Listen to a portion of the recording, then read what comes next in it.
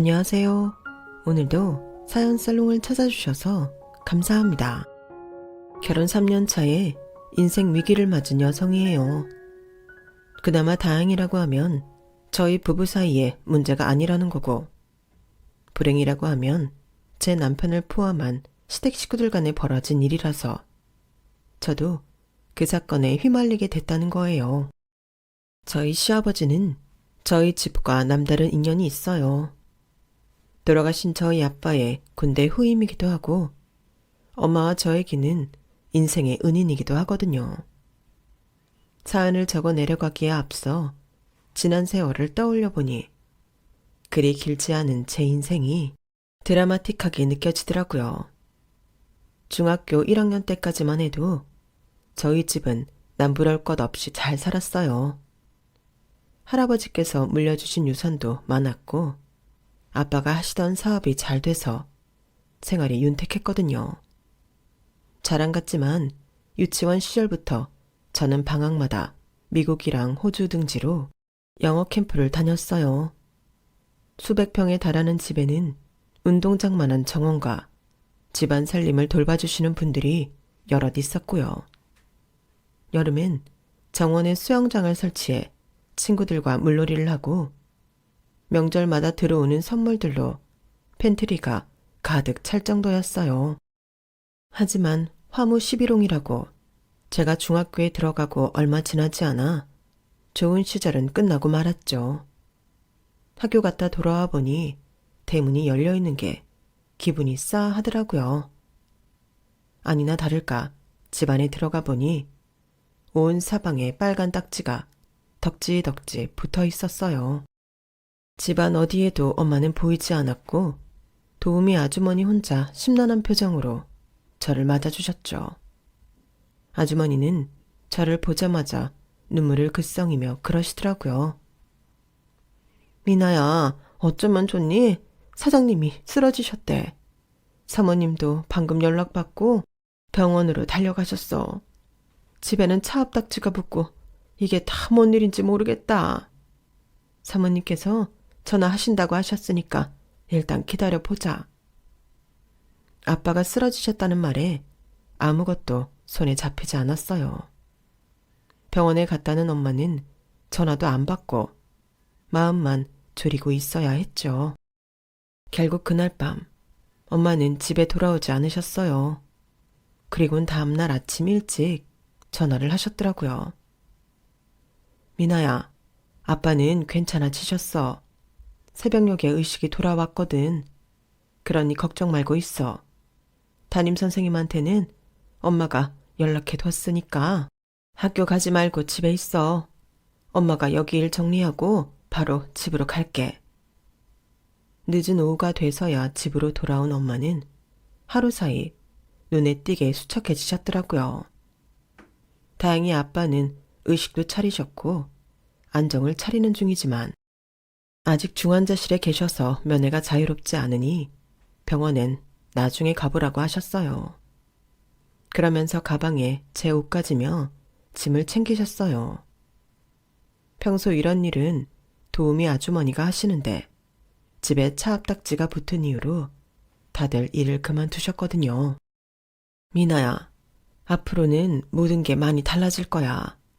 너도 차차 알게 되겠지만 아빠 회사가 상황이 안 좋아져서 많이 힘들어졌거든. 집도 좁은 데로 이사를 해야 할 거고 전학도 하게 될 거야. 힘들겠지만 이 고비를 잘 버티면 괜찮아질 테니까 엄마랑 잘 버텨보자. 엄마, 아빠는 정말 괜찮은 거야? 엄마는 잠시 말을 잇지 못하다가 애써 미소를 지으시며 저를 안심시키셨어요. 그럼 아빠가 얼마나 강한 분인데 이런 일로 쓰러지시겠니? 금방 완쾌하실 테니까 걱정 안 해도 돼. 하지만 엄마 말과는 달리 아빠는 병원에 실려간 지 열흘도 안 돼서 세상을 떠나셨어요. 정승집 개가 죽으면 문상을 가지만 정승이 죽으면 문상을 안 간다는 말처럼 아빠 장례식장에는 생각보다 조문객이 적었어요.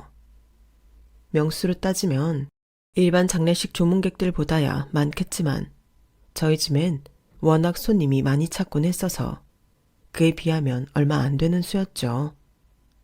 명절마다 저희 집 대문을 뻔질나게 드나들던 사람들은 저희 집이 망했다는 소문이 돌자 다들 손절을 했던 거예요. 저희와 가족처럼 허물없이 지내던 홍이사 아저씨조차 코빼기도 안 보이더라고요. 홍이사 아저씨와도 안면이 있는 아빠 동창들이 장례 첫날부터 탈상 때까지 장례식장을 지켜주셨던 것과는 대조적으로 말이에요. 그런데 아빠 동창을 통해 의외의 사실을 알게 된 거예요. 저희 아빠 회사가 망하게 된 이유였죠. 봉창씨 그 개자식 미국으로 날랐다며? 들어보니까 가족들은 일찌감치 미국으로 보내놓고 명훈이 회사 돈 빼돌려서 집이고 땅이고 다 사놨다고 하더라. 은혜를 원수로 갚아도 유분수지. 어떻게 지가 명훈이한테 이러냐. 돈 없어서 고등학교도 못 들어갈 놈 대학까지 보내준 것도 명훈이 아버지잖아. 이날 이때까지 명훈이가 지한테 얼마나 잘해줬는데. 그런 놈은 천벌받아야 돼. 에휴, 믿었던 친구놈한테 전 재산 뺏기고 그 바람에 목숨까지 잃은 명훈이만 불쌍하지. 알고 보니 아빠 회사가 망한 건 홍이사 아저씨 때문이었더라고요. 친구의 배신으로 회사까지 넘어가자 아빠는 그 충격에 쓰러지셨던 거고요. 그것도 모르고 저는 장례 당일까지 아저씨한테 몇 번이나 전화를 했는지 몰라요. 언제 오시냐고 빨리 와달라고 문자까지 수십 통 넘게 보냈었죠. 그런데 우리 가족을 사지로 몬 장본인이 홍이사 아저씨였다니. 아빠만큼은 아니겠지만 저 역시 배신의 충격은 상당했어요. 우리 집을 쑥대밭을 만들어 놓고 자기 가족들이랑 미국에서 호의호식한다는 소리에 피가 거꾸로 솟았지만 당시로선 제가 할 수 있는 일이 아무것도 없더라고요. 그때는 복수보다는 하루하루 먹고 사는 게 더 절실하기도 했고요. 아빠 장례식이 끝나고 엄마와 저는 이사를 했어요. 전 재산을 다 털어 빚잔치를 하고 장례식 때 들어온 조의금으로 간신히 월세집 방 한 칸을 얻을 수 있었죠.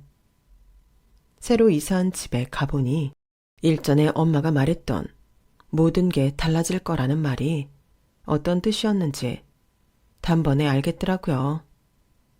엄마랑 제가 살게 된 집은 다름 아닌 반지하 집이었거든요.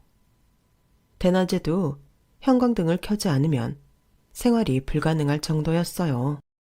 사방에서 곰팡이 냄새가 풍기고 귀뚜라미를 닮은 벌레부터 톡 건들면 몸을 콩처럼 웅크리는 벌레까지 곤충 채집을 해도 될 정도로 벌레들이 들끓었죠.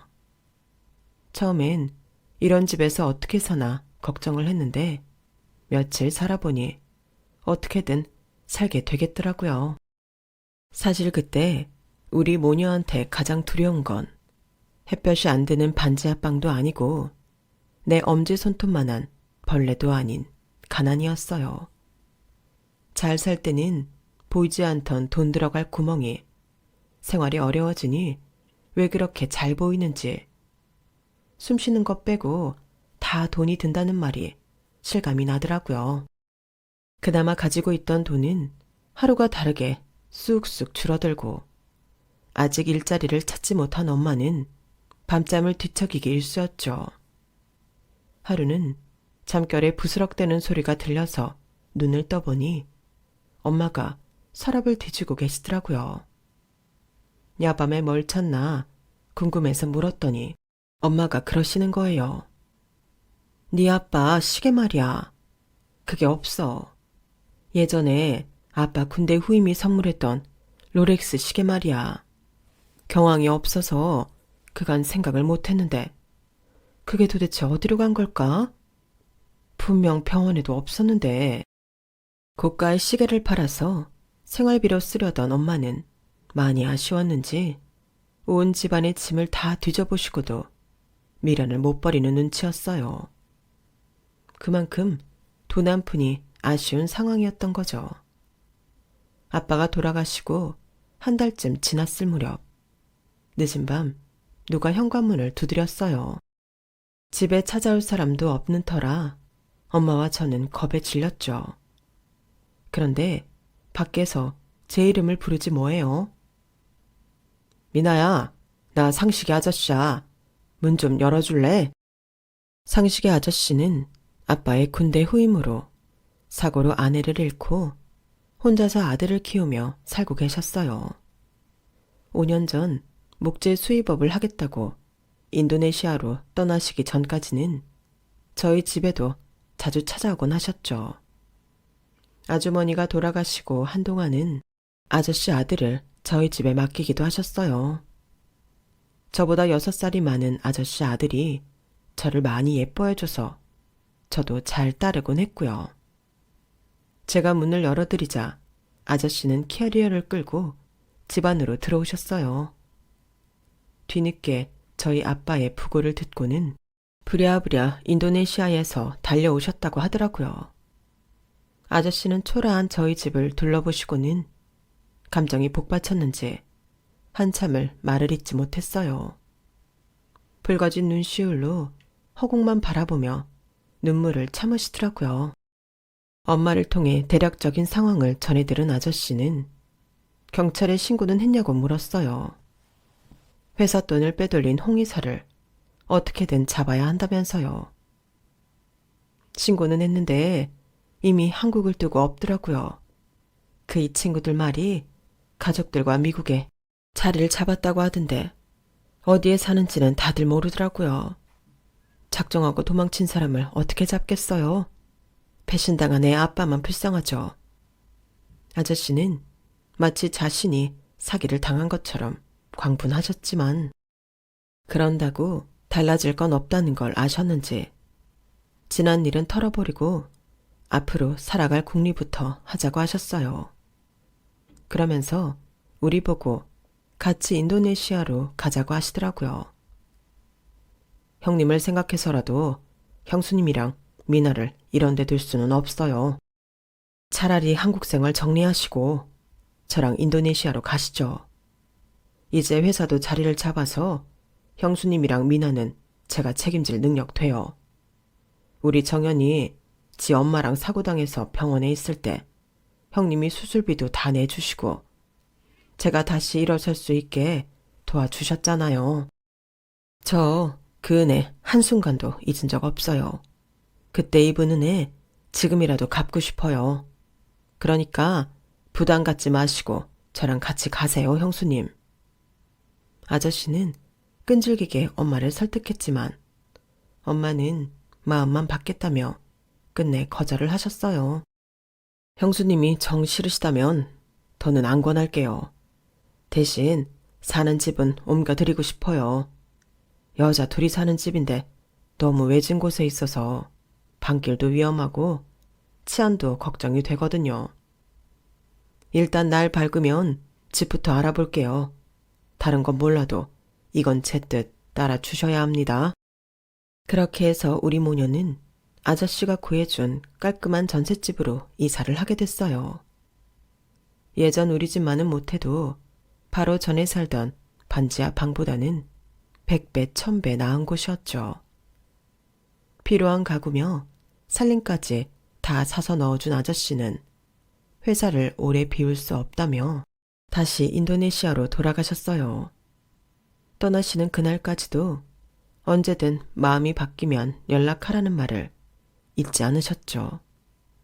이후에도 아저씨는 엄마 계좌로 생활비도 보내주시고 몇 년 뒤 한국으로 돌아오시고부터는 매년 명절마다 한우 세트며 과일 세트를 잔뜩 들고 저희 집에 찾아오셨어요.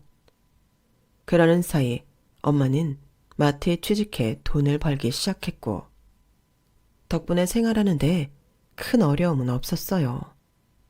하지만 여전히 생활은 넉넉지 않은 탓에 고등학생이 된 저는 일찌감치 대입을 포기하고 취업을 하기로 마음먹었죠.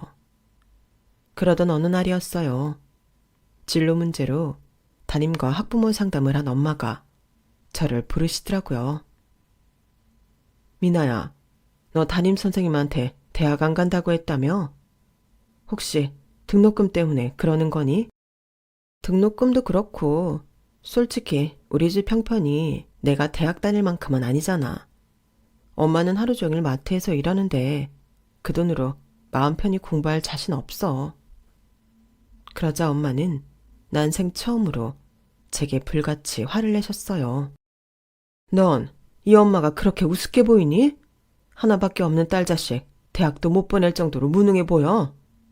너 대학 등록금이라면 충분히 모아놨어. 다른 건 몰라도 돈 때문에 내 자식 공부 그만두게 하지는 않는다고. 그러니까 쓸데없는 데 신경 쓰지 말고 넌 공부나 해. 그게 엄마를 도와주는 거야. 엄마는 돈을 모아둔 통장까지 꺼내 보이시며 대학 진학을 고집하셨어요. 그 바람에 저는 취업을 하겠다는 생각을 접고 본격적으로 대입 준비를 시작했죠. 남들처럼 과외며 학원 도움을 받을 수 없는 처지라서 제가 잘할 수 있는 분야로 집중 공략하기로 했어요. 다른 건 몰라도 어릴 때부터 영어는 자신이 있었던 터라 영문과나 영어 교육과로 입시 방향을 잡았죠. 목표를 정하고 나니 제가 뭘 준비해야 하는지 감이 잡히더라고요. 인터넷을 통해 관련 정보를 수집하고 최대한 효과적으로 집중 공략에 나섰어요. 그 결과 서울에 있는 상위권 대학 영어 교육과에 합격을 하게 되었죠. 대학에 입학해보니 제가 잘하고 좋아하는 과목만 공부하는 거라서 고등학생 때보다 공부가 더 재미있고 능률도 높아지더라고요. 비록 엄마가 등록금을 대주고 계셨지만 그 돈을 받아 공부하는 게 왠지 미안하고 창피해서 장학금과 알바를 통해 학비도 충당했어요. 그랬더니 하루는 아저씨가 그러시더라고요. 어차피 아르바이트 할 거면 우리 회사에 와서 하면 어떻겠니? 대단한 일은 아니고 사무 보조 일이라서 힘들진 않을 거야. 아저씨가 시급도 잘 쳐줄게. 정말요? 그럼 저야 좋죠. 일은 힘들어도 되니까 시급은 최고로 쳐주세요. 그렇게 아저씨 회사에서 아르바이트를 하게 된 저는 그곳에서 미래의 남편을 만나게 되었어요. 다름 아닌 아저씨 아들이었죠. 아저씨가 저희 아빠보다 나이는 적었지만 군대 가기 전 속도 위반으로 아이를 일찍 낳은 탓에 남편은 저보다 6살이 많았어요. 어릴 때 자주 저를 업어주곤 했었는데 오랜만에 회사에서 만나니 기분이 묘하더라고요. 거리감도 살짝 느껴졌고요. 그래서 처음엔 사무적으로 남편을 대했는데 매 학기마다 아르바이트를 핑계로 같이 있는 시간이 길어지자 다시 예전처럼 편한 오빠 동생 사이로 돌아가게 되었어요. 아저씨 회사는 동남아에서 목재와 가구를 수입하는 업체였는데 규모는 작았지만 재정이 탄탄하고 건실한 회사였어요. 회사 직원들 대부분이 아저씨랑 인도네시아 현지에서 고생해가며 회사를 일군 분들이라 서로의 집 경조사도 다 꿰고 살 정도로 유대감이 끈끈했죠. 회사에서 남편의 직급은 과장이었는데 연세가 있으신 직원분들은 다들 제 남편을 꼴통이라고 불렀어요. 남편이 인도네시아에 살 때 꼴통 짓을 많이 했던 모양이더라고요. 그럴 때마다 남편은 제 눈치를 슬쩍 보면서 투덜댔어요. 에이, 부하 직원들 앞에서 내 체면도 있는데 꼴통이 뭡니까? 이 과장이라고 불러주세요. 말은 부하 직원 핑계를 댔지만 딱 봐도 저를 의식해서 그런다는 걸 알겠더라고요. 직원분들도 그걸 눈치챘는지 저를 슬쩍 보시고는 알겠다고 대답은 해놓고는 다음에도 여전히 꼴통이라고 부르시더라고요. 그런데 웃긴 건 시동생한테는 다들 깍듯하게 직급으로 불러주더란 거예요. 시동생은 아버님의 재혼 상대자가 데려온 아들인데 남편보다 한 살이 어렸어요. 표정 자체가 늘 굳어있고 싸늘한 기운이 도는 사람이었죠. 그래서인지 직원들도 시동생은 껄끄러워 하더라고요. 말이 사무 보저지 부서 내 허드렛 일은 다 했던 저는 남편과 붙어 다니는 시간이 많았어요. 제 전공이 영어 교육과다 보니 영어 서류 번역 일도 돕게 되면서 더 그렇게 된 거죠. 방학 때는 아침부터 퇴근할 때까지 회사에 붙어 있다 보니 어느새 회사에 정이 들어버려서 졸업을 앞두고 좋은 취직 자리도 마다하고 아저씨 회사에 입사를 하게 되었어요. 남편과 같은 부서에서 하루 종일 붙어 있다 보니 은근슬쩍 비밀 연애까지 이어졌어요. 사내 연애를 반대하는 분위기는 아니었지만 남편이 사주 아들에다가 직원들과 막역한 사이라서 선뜻 드러내지 못하겠더라고요. 만약에 둘이 헤어지기라도 하면 그땐 서로 입장이 난처해지니까요. 그래서 아저씨한테도 말 않고 비밀리에 만나고 있었는데 하루는 아저씨가 대표실로 호출을 하신 거예요. 호출을 받고 처음 들었던 생각은 들켰다 이거였는데 막상 아저씨 방에 들어가 보니 엉뚱한 일 때문이더라고요. 네? 홍의사를 찾았다고요? 어떡해요? 아니, 미국에 산다더니 한국에 들어왔대요? 숨도 돌릴 새 없이 질문을 퍼붓자 아저씨가 천천히 설명해 주셨어요.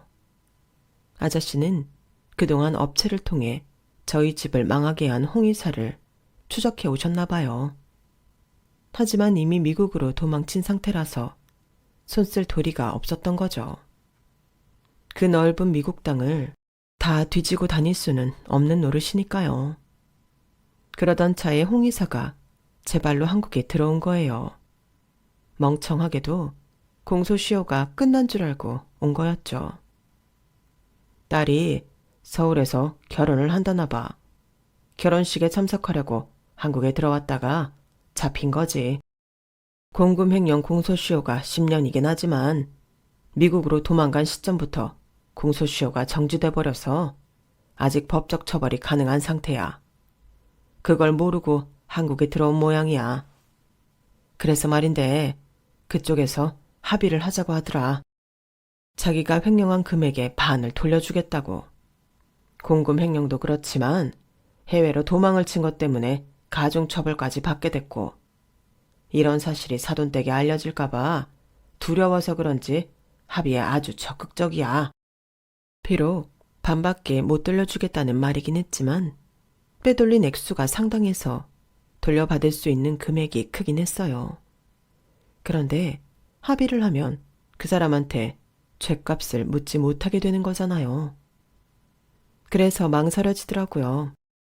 좀 전에 형수님이랑 통화를 했는데 형수님은 네 뜻에 따르겠다고 하시더라. 어떻게 하면 좋겠니? 소송을 진행하든 합의를 하든 모든 일은 우리 쪽 변호사가 대신 진행해 줄 거야. 그러니 그런 건 걱정하지 말고 네가 원하는 대로 선택해. 어떻게 할래? 합의 안 할래요. 돈도 돈이지만 그 사람 때문에 우리 아빠가 돌아가셨는데 이렇게 죗값도 치르지 않고 살게 해줄 수는 없어요. 전 복수를 택할 거예요. 그러자 아저씨는 흐뭇하게 웃으며 그러시더라고요. 잘 생각했다. 실은 나도 네가 복수를 선택해 주길 바랐어. 돈 때문에 아버지 죽인 놈을 풀어주겠다고 했다면 너한테 실망했을 거다. 그런데 미나야, 우리 합의해 주자. 순간 제 귀를 의심했어요. 불과 몇 초 전까지만 해도 저보고 잘 선택했다고 하던 사람이 합의를 하자뇨. 그런데 이어진 아저씨 말을 듣고는 아저씨 말대로 합의를 하기로 했어요. 그렇게 한 데는 이유가 있었어요. 홍 이사가 훔친 건 회사 돈뿐만이 아니었더라고요. 엄마가 야밤에 일어나 그렇게 찾았던 아빠의 롤렉스 시계도 그놈이 훔쳐갔던 거였어요. 내가 그 시계를 네 아빠한테 선물한 이유가 뭔 줄 아니? 뺑소니 사고로 내 아내가 세상 떠나고 그 자리에 같이 있던 우리 정연이마저 사경을 헤매게 됐을 때 내 수중엔 단돈 10만 원도 없었어. 범인을 못 찾았으니 보험도 안 되고 애는 당장 수술을 해야 한다고 하는데 그 큰 돈을 어디서 마련하겠니? 미친놈처럼 사방에 돈 꾸러 다녔는데 부모 형제도 다 모른 척하더라. 지푸라기라도 잡는 심정으로 네 아빠한테 전화를 했어. 그랬더니 그 길로 바로 병원에 달려와 수술 소속 진행해 주셨다. 정연이 엄마 장례식비도 대신 내주시고 내가 자리 잡을 때까지 우리 정연이도 너희 집에서 키워주지 않았니? 난 그 고마움 평생 못 잊는다. 그래서 돈 벌고 자리 잡자마자 백화점에 달려가 그 시계를 샀어. 그 당시 내가 감당할 수 있는 제일 큰 금액으로 샀던 게 네 아빠한테 선물한 그 시계야. 내가 네 아빠한테 선물할 때 시계에 내 이름 상식의 S랑 우리 정연이 이름의 J를 합해 이니셜 SJ를 새겨서 드렸거든. 근데 그놈이 팔에 그 이니셜이 적힌 시계를 떡하니 차고 있더라. 그 이니셜이 무슨 뜻인지도 모르고 말이야. 그걸 보자마자 손모가지를 끊어버리고 싶었는데 꾹 참았다. 제대로 죗값 치르게 해주려고. 그놈이 피눈물 흘리게 제대로 복수해주려고 말이야. 결국 엄마랑 저는 홍이사한테 합의를 해주고 합의금을 받았어요. 그리고 홍이사 딸의 결혼식 날 아저씨와 함께 경찰을 대동하고 예식장으로 갔어요. 그날도 홍이사는 손목에 우리 아빠 시계를 차고 있더라고요. 그 자리에서 절도죄로 현장 체포를 했죠 뭐. 홍이사가 길길이 날뛰며 발악하는 과정에서 저희 아빠 회사 공금을 횡령한 사실까지 다 까발려지게 돼서 그날 결혼식은 파투가 나고 말았어요. 상대편 집 부모가 도둑놈 딸내미를 며느리로 받아들일 수 없다고 파혼을 선언했거든요. 그런데 아이러니하게도 홍이사 딸이 파혼을 당하고 얼마 안 돼서 제가 결혼을 하게 되었거든요. 그동안 남편과 제가 몰래 사귀는 걸 알고 계시던 아저씨가 먼저 나서서 결혼을 밀어주셨어요. 혼수도 예단도 필요 없으니 몸만 오라고 하시면서요. 아저씨, 아니 이젠 아버님이라고 해야겠죠. 아버님은 그렇다 쳐도 시어머니가 뭐라고 하시지 않을까 걱정했는데 흔쾌히 그러라고 하시더라고요. 저희 시어머니는 아버님이 인도네시아에 계실 때 재혼하신 분이에요. 남편과 이혼하고 제 남편보다 1살 아래 아들을 데리고 살고 계시다가 지인 소개로 저희 아버님을 만나 재혼을 하신 거죠. 전주에 살고 계시다가 재혼을 하면서 아들과 함께 인도네시아로 가셨다고 하더라고요. 앞에서 말씀드린 시동생이 바로 시어머니 친아들이에요. 제가 시집을 가자마자 어머님은 당신 아들도 결혼을 서둘러야겠다며 혼처를 알아보시더니 이듬해 바로 결혼을 시키더라고요. 어머님 말로는 딴 거 안 보고 며느리 친정 재력을 최우선으로 봤다고 하시더니 진짜 돈 많은 집 딸을 데려왔더라고요. 동서가 대부업을 하는 집 고명딸이었거든요. 손아래 동서는 머리부터 발끝까지 명품으로 도배를 하고 다니는 사람이었어요. 저와는 한눈에 봐도 노는 물이 다른 사람처럼 보였죠. 그 점이 시어머니를 기쁘게 만드는 것 같았어요. 시어머니는 은근슬쩍 저랑 동서 친정을 비교하시며 제 기를 죽이셨는데 그때마다 이러셨거든요. 확실히 있는 집에서 자란 애는 가만히 앉아만 있어도 귀티가 줄줄 흐르네. 큰애야, 너도 이제 우리 집 사람인데 없는 티는 좀 벗을 수 없니? 정연이가 월급 잘 벌어다 주잖아. 그 돈 뒀다 뭐해? 근검절약이 미덕이라고는 하지만 돈 있는 집에서 너무 안 쓰고 사는 것도 죄 짓는 거다. 하긴 고기도 먹어본 사람이 먹는다고? 돈을 써봤어야 물건 고르는 눈도 생기지. 정 못하겠으면 작은 애한테 좀 배우든가. 어머님이 동서랑 비교하며 어떻게든 저를 깎아내리는 건 하나도 신경 쓰이지 않았어요. 그런데 동서 친정 자금력을 앞세워 회사 내에서 제 남편을 밀어내고 자기 아들을 후계자로 세우려 드는 건 무지 신경이 쓰이더라고요. 아버님 회사가 중소기업인데다 해외 무역을 하는 곳이라서 자금력이 중요할 수밖에 없거든요. 그렇다 보니 회사에서도 시동생을 무시할 수 없게 된 거예요. 시동생 라인으로 사람이 갈아치워지는 일이 빈번히 발생할 정도로요.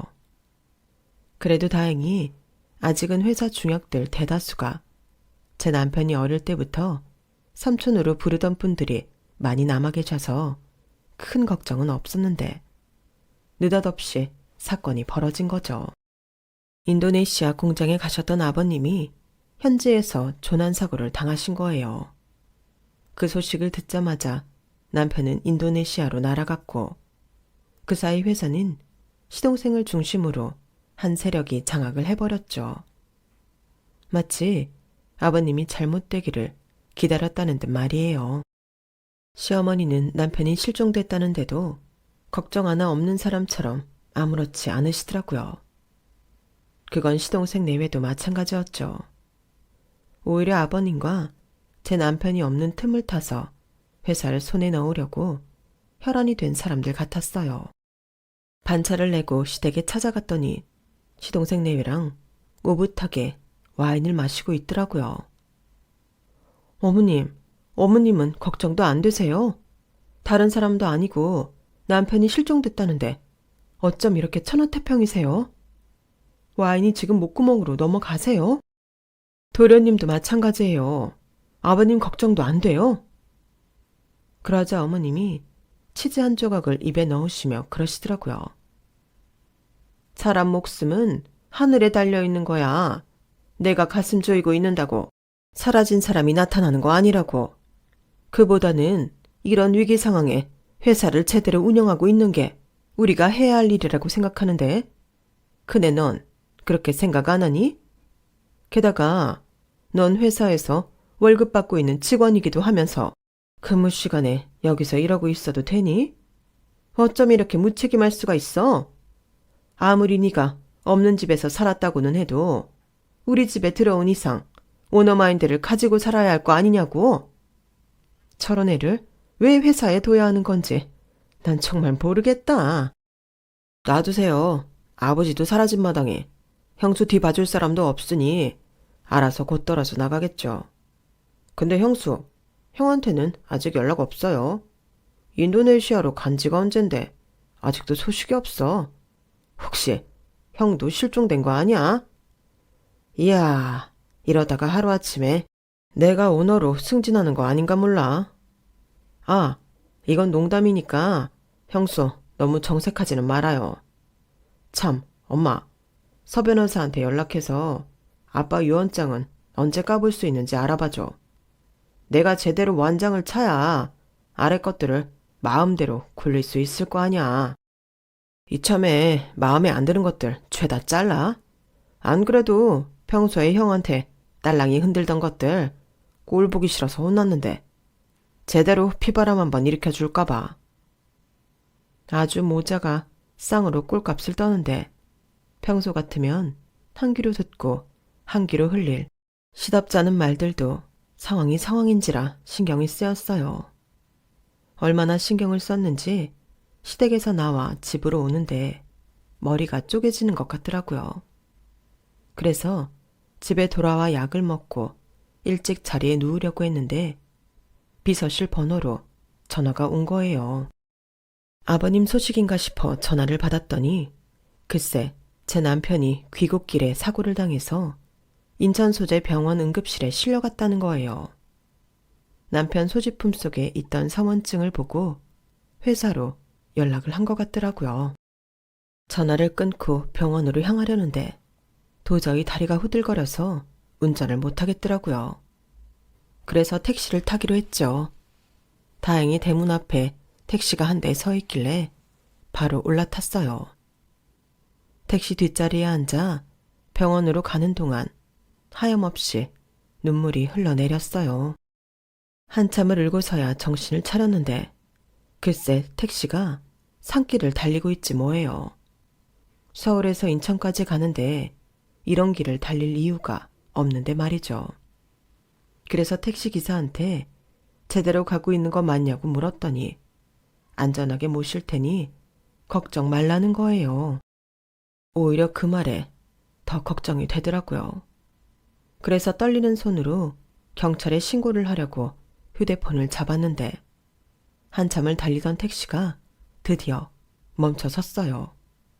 그리고는 기사가 슬쩍 저를 돌아보며 그러더군요. 사모님, 여기서 5분만 기다리시면 됩니다. 네? 여기가 대체 어딘데요? 아저씨, 저 지금 남편이 입원해 있는 병원에 가야 돼요. 저 좀 보내주세요. 이렇게 부탁드릴게요. 그러자 택시 기사가 난처한 표정을 지으며 그러는 거예요. 저도 사모님 위해서 이러는 겁니다. 그러니까 딱 5분만 기다려주세요. 택시 기사 표정을 보니 나쁜 짓을 할 사람 같지는 않아서 일단 5분은 말없이 기다리기로 했어요. 택시 기사와 함께 차 안에 있던 그 5분이 제게는 5년처럼 길게 느껴졌어요. 그런데 5분이 다 되어갈 즈음 저 앞에서 누가 걸어오는 게 보이더라고요. 덩치며 걷는 폼을 보니 제 남편 같았어요. 그래서 차 문을 열고 달려나갔죠. 맞은편에서 걸어오던 남편은 저를 보자마자 다정하게 안아주고는 이내 택시기사한테 다가가 물었어요. 오는 동안 따라오는 차는 없었냐고요. 택시기사가 없었다고 하자 그제야 고맙다고 인사를 하며 택시비를 지불하더군요. 이 상황이 이해가 안 갔던 저는 남편한테 따지듯 물었어요. 이게 도대체 어떻게 된 거야? 저 택시는 뭐고?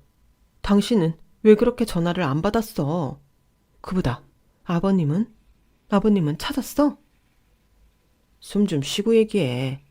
아버지 찾았고 무사히 한국으로 모시고 왔어. 저 택시는 내가 보낸 거야.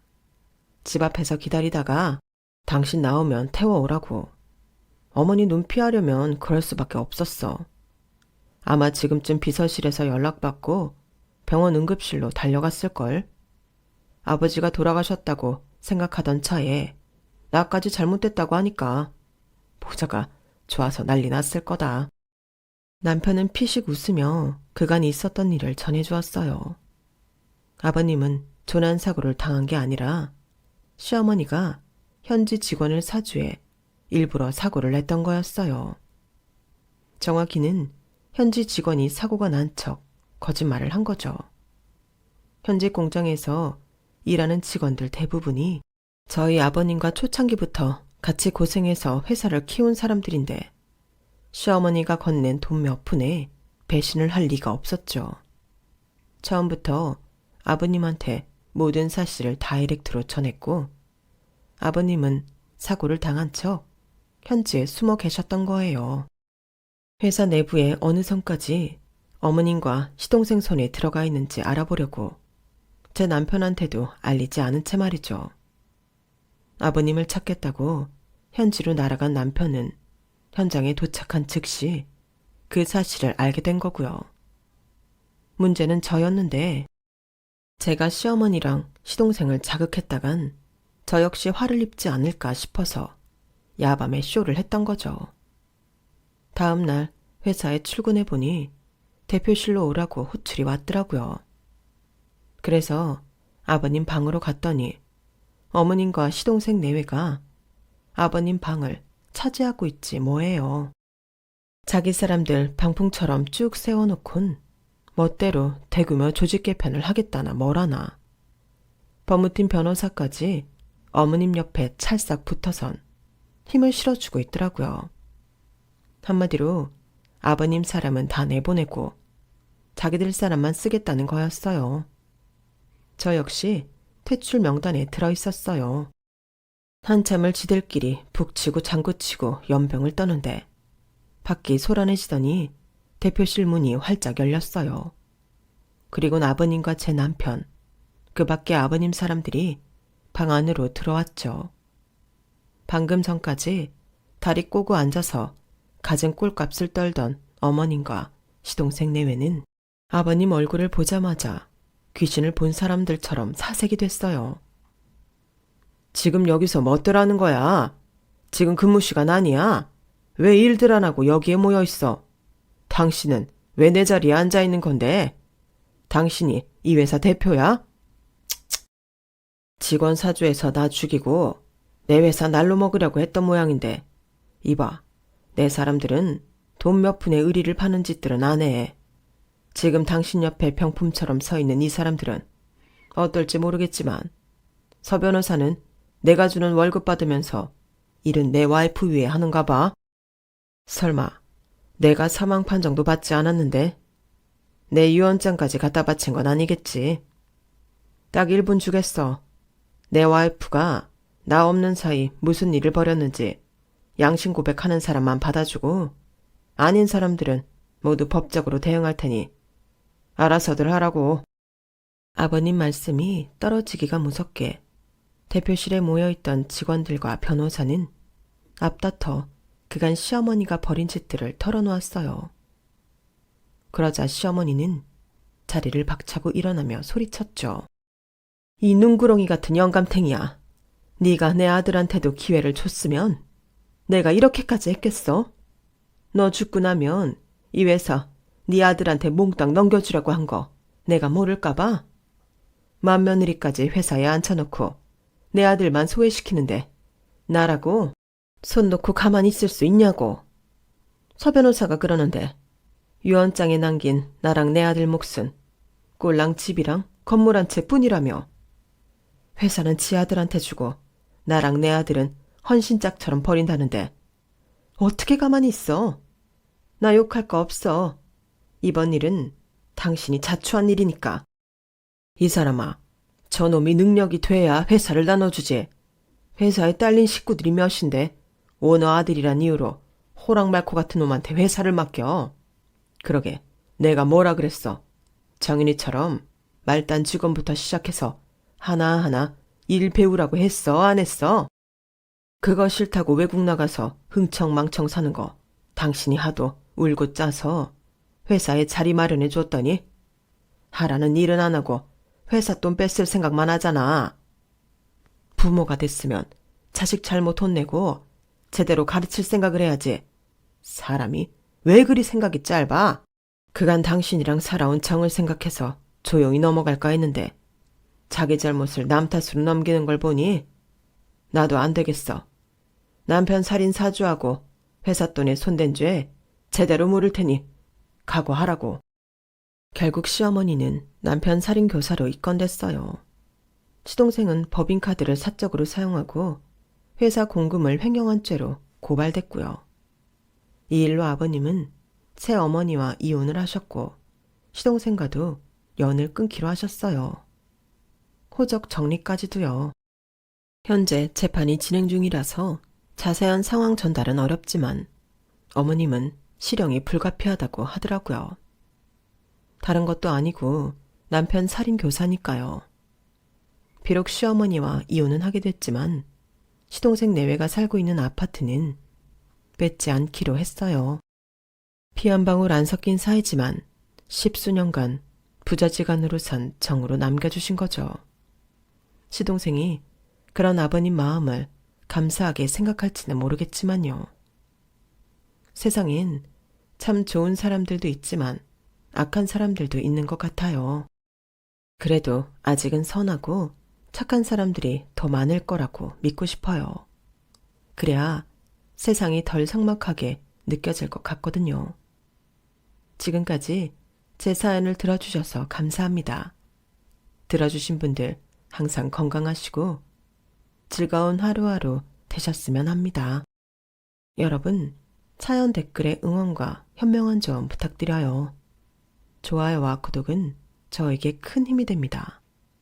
오늘도 좋은 일 가득하세요.